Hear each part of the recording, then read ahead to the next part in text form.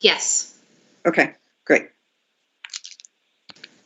And Angel, you are a presenter now as well, if you'd like to do a mic or video check. Hello, can you hear me? Yes, thank you. Okay, great.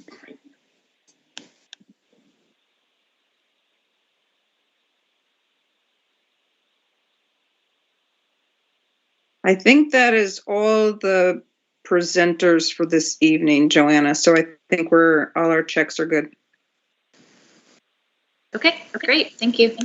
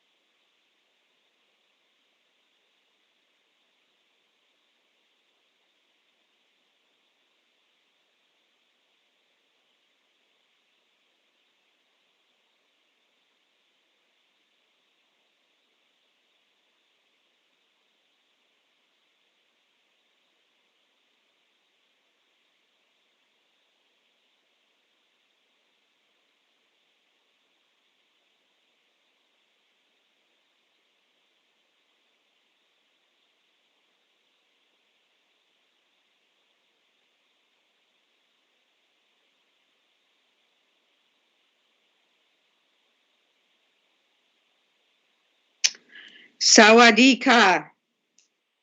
Good morning to all of our friends in Thailand, and good evening to our friends here in the United States. I'd like to welcome you to our third session of our program. Oops. Let me find.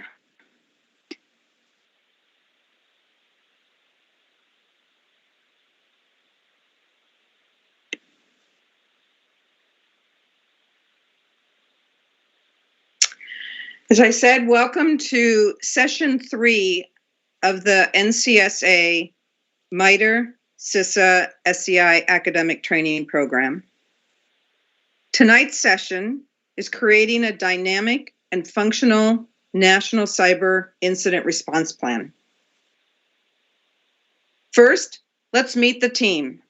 From the Software Engineering Institute, we have Robin Rufel, Senior Member of the Technical Staff, and Angel Hueca, Senior Cybersecurity Researcher. And again, from the Mitre Corporation, we have Joanna Vazana and myself, Barbara Gruey. Looking back at our conceptual framework, tonight we're looking at the incident response plan part of our framework.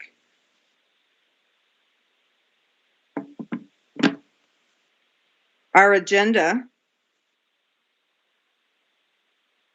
oops, I've just been told my slides are going, so let me go back and see if I can get those slides.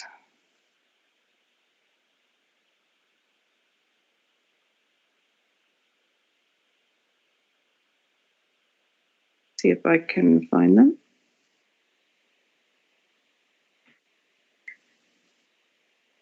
Yes.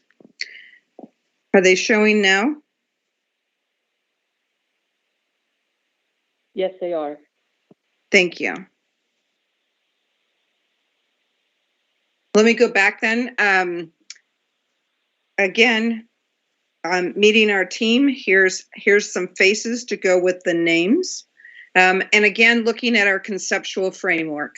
Tonight, we're looking at the room that is incident response plans, and we will be talking about how to create them and the essential elements of them.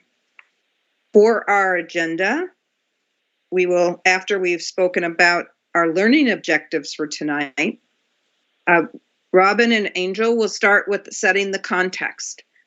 Then they'll talk about defining a national incident response plan, components of such a plan, authority, incident criteria and incidents of national importance, cyber roles and responsibilities, communication and notification plans, procedures, and mechanisms, workflows, challenges, and the role of critical infrastructure in developing such a national cyber incident response plan.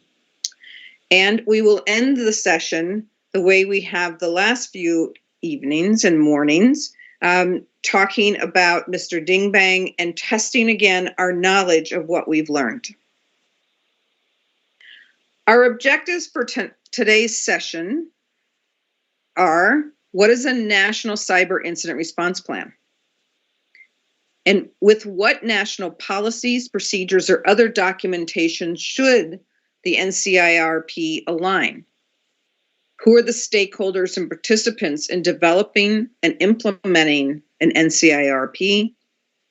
What are the components of an NCIRP? What types of challenges may impact the development and sustainment of an effective NCIRP? And how should critical infrastructure be involved in the development and implementation of such a plan?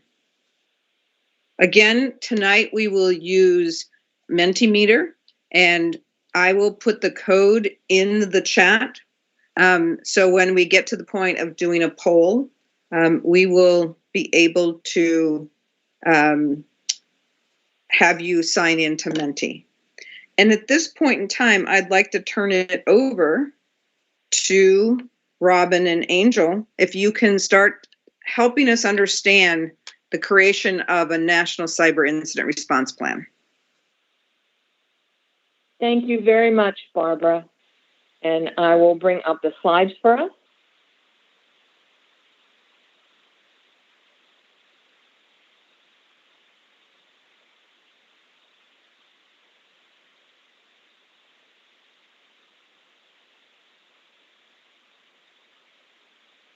And just a minute here.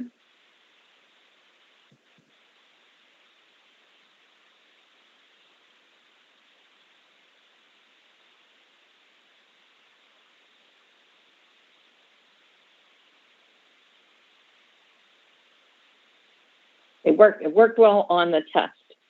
So here we go. All right, thank you again, Barbara. And as Barbara said, we will be talking today, Angel and I, about the national level cyber incident response plan. As we talk about this throughout the rest of the slides, I just want to mention before we get into the more detailed slides that all the different pieces we're going to talk about, the various components and some of the development best practices, you can also use that for the development of any cyber incident response plan. Yes, every plan will be different, but a lot of the foundational aspects will be the same.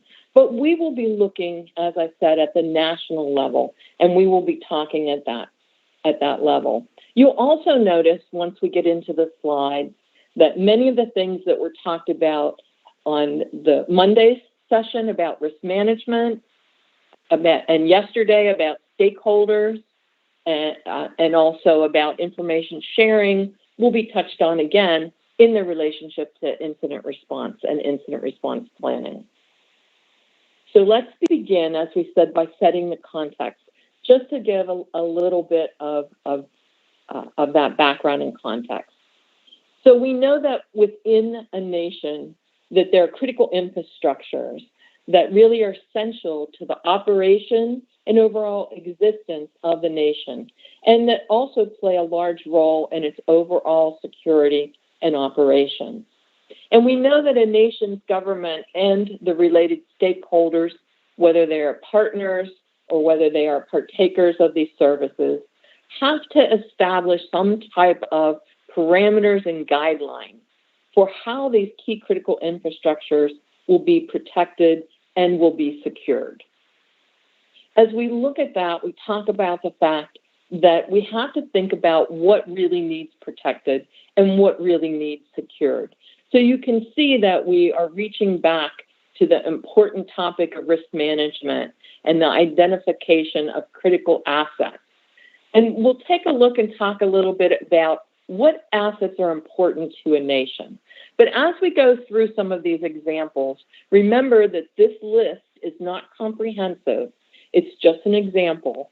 And also that even though we list specific things, we have to think about the people, the business processes, the technologies, and the facilities that actually support and enable all of these assets.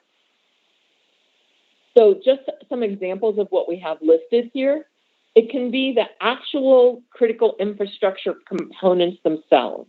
That can be network pieces, it can be systems, it can be operations as far as business operations, processes, but it could also be Internet of Things devices, IoT devices.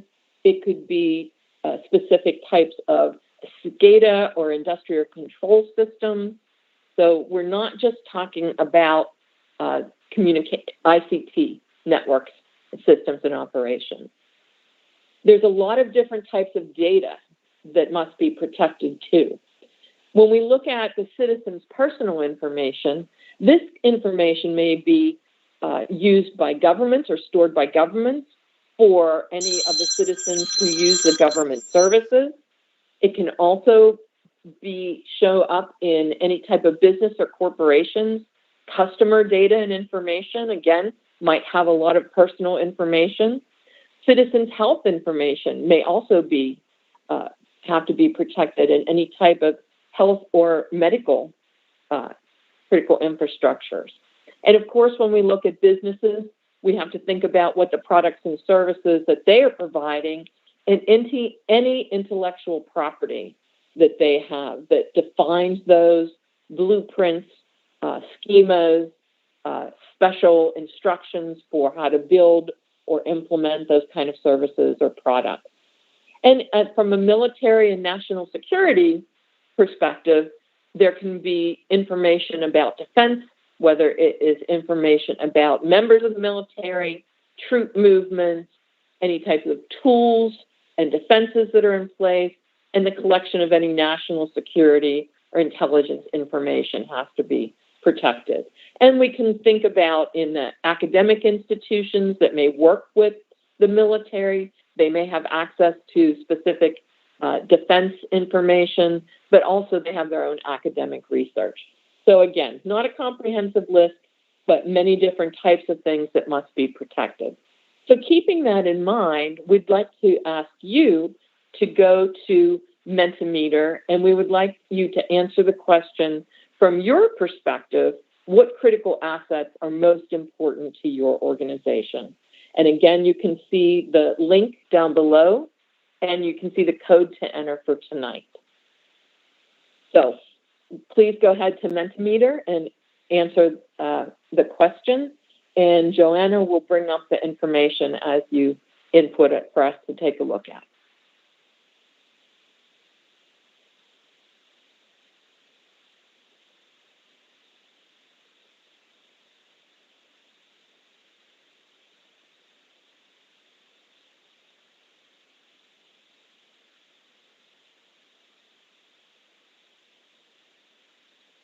And Joanna, do you want me to stop sharing, or can you take over sharing the display?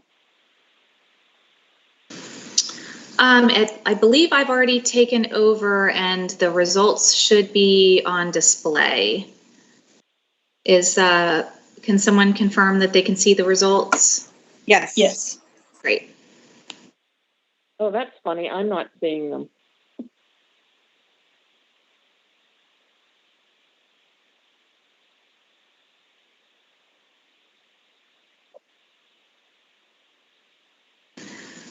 So Robin, right now we have about just over 50 people, 55 and climbing, that have replied.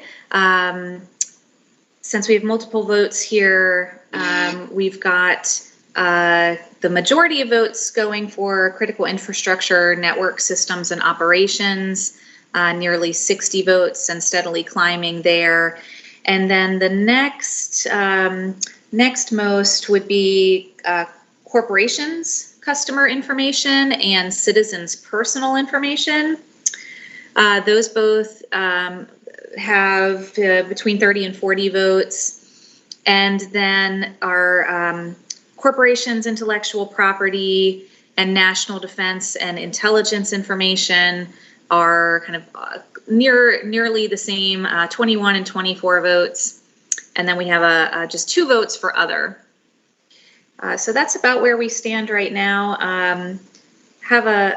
Voting has slowed down. We still have a few coming in, but we have about half of our audience having cast a vote at this point. So those ratios still hold pretty true. Critical infrastructure, network systems and operations, followed by corporations, customer information, and citizens' personal, and then intellectual property and defense and intelligence information, with other being just barely scratching the surface with only 3 votes. Okay, great. Thank you so much. I am going to move back. I ended up unsharing so that I could see them, and so I'm going to share again. Great. So I don't think anyone would be surprised that the 3 that had the highest number were the ones that you chose. All right, let's move on to the next slide, and we also will have another question coming up for you very shortly. So as we look at the importance of these critical infrastructures and the assets that support them, we know that when they're attacked or compromised or even threatened, that we want to make sure that we know what to do, that we want to make sure that there's a well-coordinated plan in place. We always teach that we don't want people to be actually trying to figure out what to do in the middle of handling an incident. You want to be prepared. You want to have the right processes, the right tools in place. You want to know your communications channels. And so you're really looking at that coordinated plan to perform a lot of what we would call the incident handling activities. So being able to detect a threat or attack, and this could be just even receiving incident reports from others. Being able to figure out or do the analysis to determine what's actually happened, what is the scope, who's all affected, is it one system, is it one organization, is it all the organizations of a particular type, is it across the country, and what is the impact? Is it taking out one particular service, or is it taking out a key critical infrastructure? So, for example, in the United States, when we had the issues with the ransomware attacks against the Colonial Pipeline, there was a key impact to part of the United States. Many of the states in the East Coast and some in the South were not able to get the amount of gasoline that they needed. And so this actually meant that people were standing in or sitting in their cars in line to get gas, that some people couldn't get gas at all, and they didn't know when they would get gas. So it affected travel, transportation, freight. So there was a very great impact at that time. When we also think about a coordinated plan, we want to be able to have a way to figure out what type of remediation can we take, what type of containment or response can be done, and who's responsible for that. And along with that, we want to think about who do I need to let know? Who do I need to notify that something is happening? And keep notified as I learn more information, because you may not know everything at once. Who do I have to communicate with? Internally, externally? Am I required to report certain incidents to government entities? Do I have to communicate to the public? So figuring out that, who do I communicate with? And also thinking about how I have a part of the plan, how I would go about improving it, performing some type of post-mortem on what's happened if something went really wrong or something went really right, so that I could collect lessons learned in a very standardized fashion and then turn them into improvements that could be implemented in my incident response or incident management plan. So with that in mind, we're going to ask you another question. So again, we'll ask you to go to Mentimeter, and we're going to ask you this question in two different ways. We're going to ask you for your thoughts, and then we're also going to have you do a multiple choice type question. So again, down in the bottom, you'll see the link and you see the code. So if you would do question 2A and answer with your thoughts, and we'll see those come up. They'll scroll in a loop.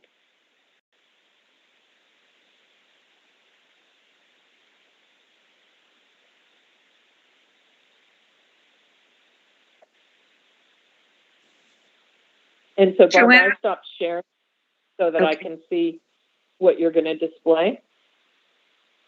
Yeah, so Joanna's displaying.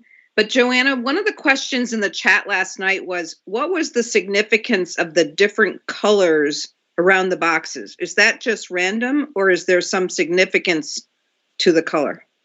Yeah, that is just random. There's no significance. It's just a display feature.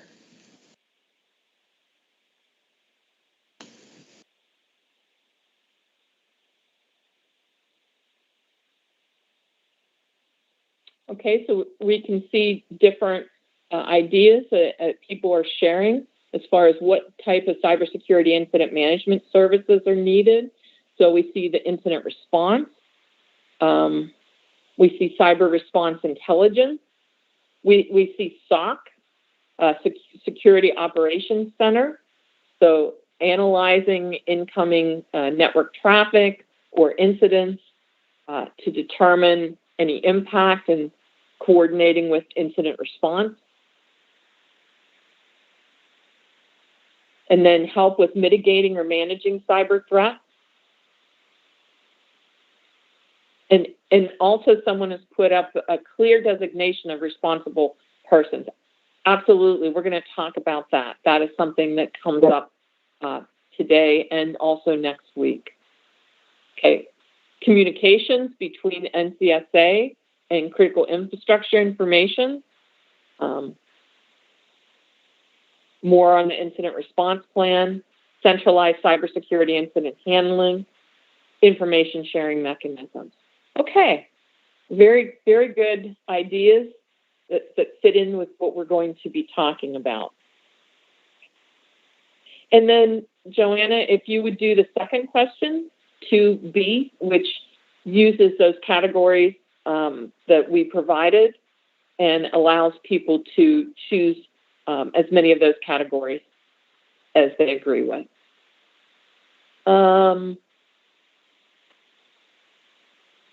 No, I don't think that's not that question. Yeah, let me look, Robin, one moment, sorry. No problem.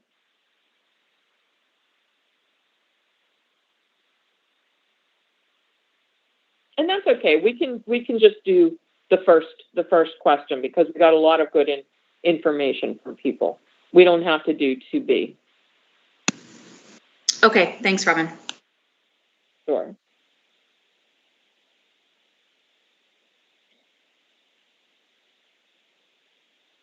All right, so when we take a look at some of the needed national incident management capabilities, you'll see some of the things that were on the previous slide. You'll also see some of the things that you provided in the Mentimeter, some of your ideas too. So some of these we talked about, but notice the fourth bullet, establish and test a strategic plan for response and coordination. So we're also saying that just because you have a plan isn't enough. It has to be something that is tested and that works and that people know about. So we'll talk about that more. Notice that they're shareable, share actionable, relevant information and warnings. This ties in to the information sharing that Justin and Danelle talked about yesterday. And you can see the very top set of 5 bullets are more reactive when something has happened, but that sharing actionable, relevant information and warnings can be preventative too, not just reactive. And then the last 2 bullets really get into more preventative and protection strategies as far as looking to provide situational awareness. So a national incident management capability, you'd want them to be keeping up to date on what is happening in the country. Are there new trends of specific types of cybercrime that we're seeing increase? Are there specific institutions that are being tracked? Are there some large events that are going to take place that might, people may use those to hide their malicious activity? And then also for long-term preventative approach, building your capacity and letting people know, teaching them about cybersecurity awareness, resources that are out there, what type of policies and procedures or cybersecurity acts are in place. So this covers, again, not comprehensive, but kind of an idea of some of the needed incident management capabilities. And note that this is going to be different for every nation or economy. It's going to be based on the priorities, the strategy that has been developed for cybersecurity in that country, any requirements or cyber laws that exist, any specific type of authorities or governance structures that are in place, and who has been assigned to be responsible for performing the different activities. So these kind of set the stage for us to just think about the types of things that a country might need to be able to protect its key critical assets. So when we get into talking about the focus of this module as far as a national cyber incident response plan, when we talk about this at the national level, what we're talking about is a document that has the guidance, instructions, and descriptions to enable a coordinated whole-of-nation approach. So not just for one organization, but the coordination of incident response across that nation or economy. To think about the response activities, communications, coordination with stakeholders, how to handle those significant cyber incidents that might be impacting critical infrastructures. And so when we look at NCIRP, it sets the strategic framework for how the different stakeholders can work together, whether it's at the national, government, provincial, sector, or individual organization level, and how their different cyber operational plans might escalate up into the national plan. In plain words, the NCIRP documents how the incident management process occurs at the national level. So with Thailand looking at the NIST Special Publication 861 Revision 2, which is Cybersecurity Incident Handling Guidance, you can see that at the top level, high level, those incident management processes break out into four main areas: preparation, detection and analysis, which could include the receipt of incident reports from other entities, the response, which usually involves containment to limit the damage of any type of cyber incident, eradication or elimination of that incident root cause or a potential threat, and then recovery. And very often recovery, returning things to normal operational status, might involve a different set of people and capabilities than the incident response side. And then there's the lessons learned piece, that post-incident activity. And notice that between detection analysis and the response, there's an iterative circle, because as you learn more, you may have better courses of action for response. You may learn more things and have to do more analysis. And so that is iterative in nature. And as you learn from the post-incident activity, that can feed into the preparation. Key is being prepared, that you have the right people, expertise, tools, facilities, processes in place. And so building your national cyber incident response plan is part of that preparation phase. And when we look at how to make this most effective, we know that just having a plan is not sufficient. We know that effective incident prevention and management is most successful when there is this coordinated effort between the various stakeholders and between the different governance levels within the country or economy. And so we want to make sure that you know whose authority or who has authority for what activities, who's been assigned the responsibility, who has to follow that authority. And that needs to be outlined in as many documents as possible. And we'll mention some other supporting documents like a national cybersecurity strategy, any type of cyber crime laws, or any type of cybersecurity laws, other cybersecurity laws that may be in place. And very often we see the situation where you may not see all of the authority and responsibilities and the processes outlined in all of those documents, because some of them are developed before others. We've seen situations where there's been a national incident response team in place and operating for a while before there's ever been a national incident response plan in place. And so then you may have to make some changes to how things are operating. You may have to include in the plan some of the existing processes. We've seen the case where there's a national incident response plan, but there's not a cybersecurity strategy. And we've seen it reverse, where there's a cybersecurity strategy, but there's not an incident response plan for the nation. And you want to, where possible, try to align those and have the authority and responsibilities laid out or referred to in those different documents. And Angel's going to talk about that in more depth.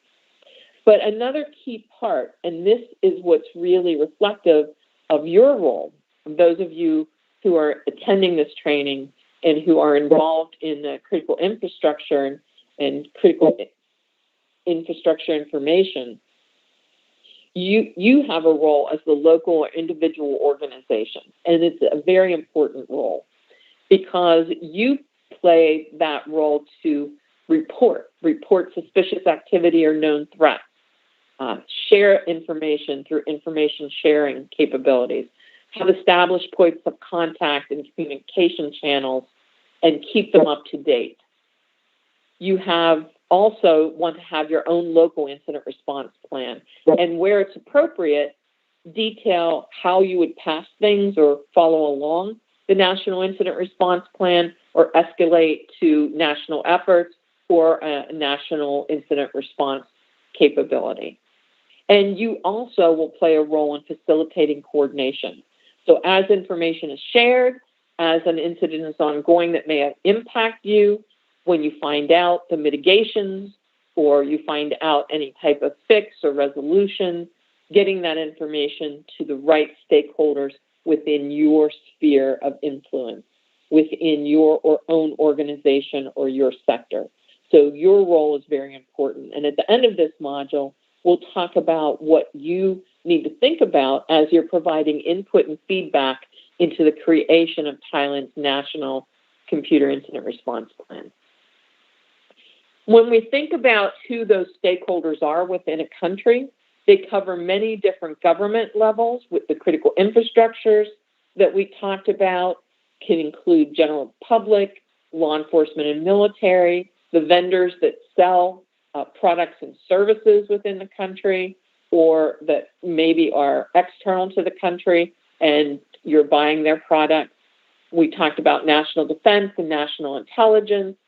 There could be other security organizations that you're working with within your country, or there might be some external ones, such as the form of incident response and security teams.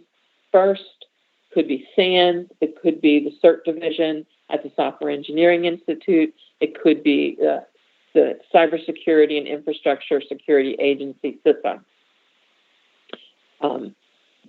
So lots of different types of stakeholders that can come into play and perform different roles, some of them in the governance of an incident response plan, but some of them providing incident reports, mitigations, and that facilitation coordination. And notice that judiciary is even included, because the judiciary may be responsible for helping develop and implement cybersecurity laws, but also as people violate those laws and come into a court situation, ensuring that people are penalized for the violation in accordance with those laws that are in place.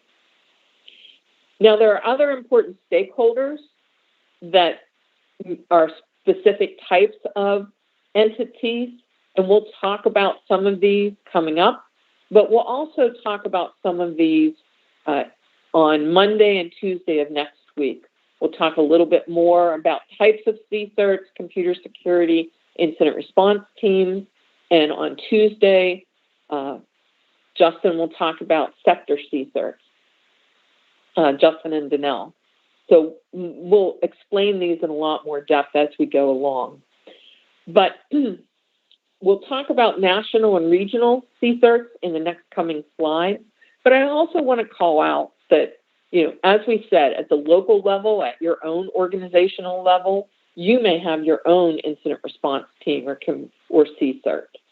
You also want to think at the national level that how does any type of national incident response capability or plan tie in to any national level disaster response? We've seen that situation in the United States where organizations were looking to build their broader incident response plan, but they also wanted to make sure that they were working within the particular region with those that were taking care of disaster response, because the disaster response felt that there were times when they were going to have to rely on the incident management capabilities, or a CSERT that understood cybercrime, or that could understand and analyze any type of attacks that may also be happening or contribute to national level disaster response. So very often people don't think about the fact that emergency response entities or national level disaster response could be an important stakeholder and partner with national cyber incident response. Of course, the different information sharing entities that Danelle and Justin talked about yesterday, and any type of specific stakeholders that are relative to a particular country's cybersecurity strategy or cybersecurity laws or cybersecurity acts or governance that's in place. So it could be security councils, it could be national cybersecurity agencies, national cybersecurity centers, or any other specific entities developed specific to that country. When we talk about national CSERT, what we're talking about in that case are CSERTs with national responsibilities. So these are computer security incident response teams that have a responsibility for a country or an economy. And they can serve one or many what we call constituencies. And when we say the word constituencies, really what we're talking about in that case is who is being served by that CSERT. So who is benefiting from the services of that CSERT. If you are a centralized government CSERT for multiple ministries, the constituency would be the ministries and the people within those ministries. If you're a critical infrastructure, the constituency would be the people who work in that critical infrastructure organization and possibly across that critical infrastructure sector. The constituency for some organizations may be the public in general. And so a national team can have one or many constituencies. We've seen cases where a national CSERT may work with and be the CSERT for government organizations, critical infrastructures, and the public. We've seen other cases in a few countries where they will have multiple national CSERTs, and each one is focused on a different one of those constituencies. The key is that they have an official government designation. They have been named by the government as a CSERT with national responsibility, and that specific responsibility has been outlined. And as the national CSERT is unique, it's because it's really focusing from that national level on how to protect and maintain those critical assets, including government operations and critical infrastructures. And a national team is really focused on operational resilience of the country, ensuring that all of the critical infrastructure operations and functions are not impacted so that they cannot return to normal operations, so that they can be resilient in the face of threats and risks.